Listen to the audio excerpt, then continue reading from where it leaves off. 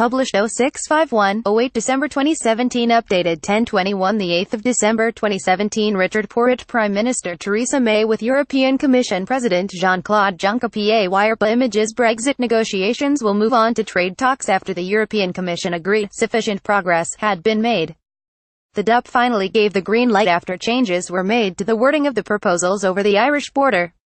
Leader Arlene Foster said she had been negotiating directly with the Prime Minister into the early hours and received very clear confirmation that the entirety of the UK is leaving the EU, leaving the single market, leaving the customs union. Speaking in Brussels, Theresa May said the agreement ensured there would be no hard border between Northern Ireland and the Republic and the rights of EU citizens in the UK and vice versa.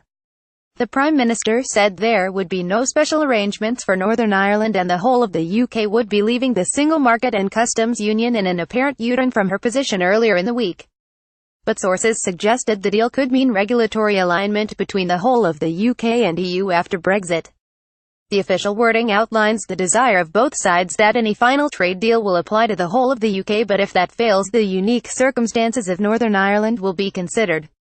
This means that both the UK and EU have effectively parked the thorny issue.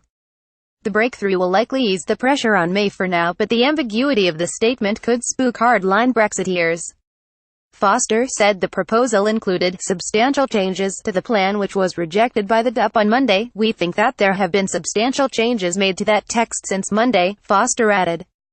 "As you know, on Monday we were unhappy with the text when we received it in late morning. We felt there wasn't enough clarity, particularly around the very important issue of access to the GB market. There have been changes right throughout the text and we believe there have been 6 substantive changes. For me it means there's no red line down the Irish Sea." Theresa May and David Davis arrived in Brussels to meet with European Commission President Jean-Claude Juncker and the European Union's chief Brexit negotiator Michel Barnier before dawn this morning.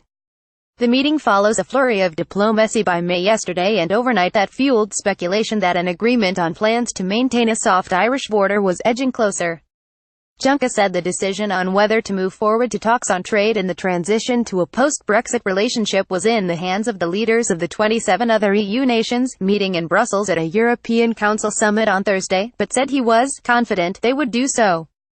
The Commission President said, "I will always be sad about this development, but now we must start looking to the future, a future in which the UK will remain a close friend and ally." May said that intensive talks over the past few days had delivered a hard-won agreement in all our interests. The Prime Minister said that the agreement would guarantee the rights of 3 million EU citizens in the UK, enshrined in UK law and enforced by British courts. She said that it included a financial settlement which was fair to the British taxpayer, and a guarantee that there will be no hard border between Northern Ireland and the Republic, preserving the constitutional and economic integrity of the United Kingdom. She said that the agreement between the UK and the Commission, being published in a joint report, would offer welcome certainty to businesses.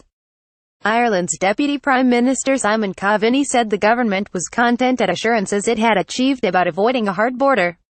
He said there was now no scenario that would result in new border checkpoints. "Ireland supports Brexit negotiations moving to phase 2 now that we have secured assurances for all on the island of Ireland," he said.